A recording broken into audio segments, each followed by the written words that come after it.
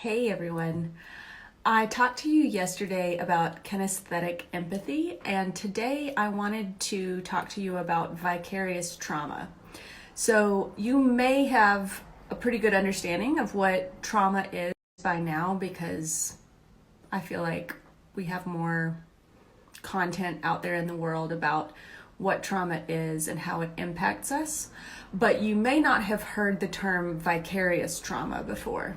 So I'm going to show the first thing that comes up when I type in vicarious trauma into Google in a screenshot in a second, but if you're watching this later, you can just Google vicarious trauma and see this definition that pops up.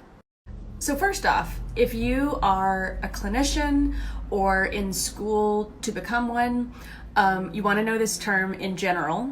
I had been exposed to it, but I think that within the first 5 years of working, I finally took a moment and was like, oh, there's a name for this, what I'm experiencing, and it's a thing that happens.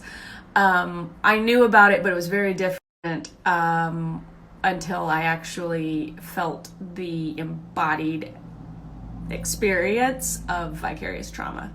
So vicarious trauma is a little different than what I talked about kinesthetic empathy the other day. And it's much closer to actual trauma symptoms happening for the person on the helping end. So that definition I gave you is talking about counselors or people working in the mental health field.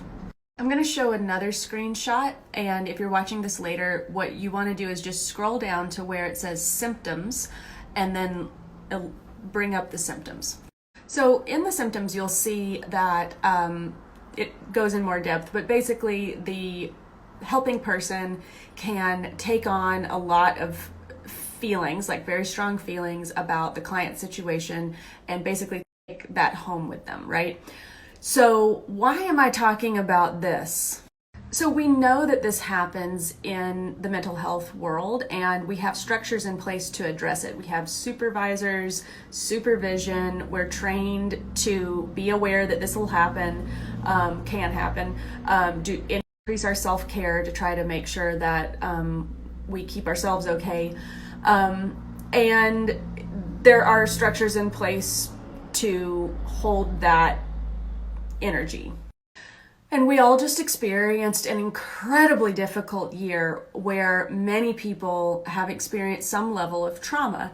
And that's going to look different from person to person, but it's a very real possibility that people who are in other fields, not just the mental health field, are experiencing something like vicarious trauma by holding space for others. So let's say that you are in a new sphere. Maybe you started coaching or giving tarot readings online during the course of the past year.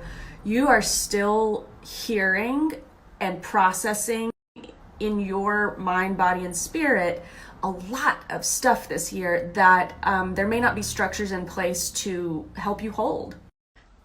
And as someone who is a dance movement therapist and therefore somatically trained, I know that this is impacting your body. So I want to help you with that. I've created a program for 6 weeks that starts on April 11th to try to help people hold space for themselves and each other if they are in the profession, hobby, or role in their life of holding space for others. Somatic self-care, and if you want to hop on a free 30-minute call with me to find out if it's a good fit for you, there's a link in my bio for that, or you can just sign up today. The whole 6 weeks is at an introductory price of $333.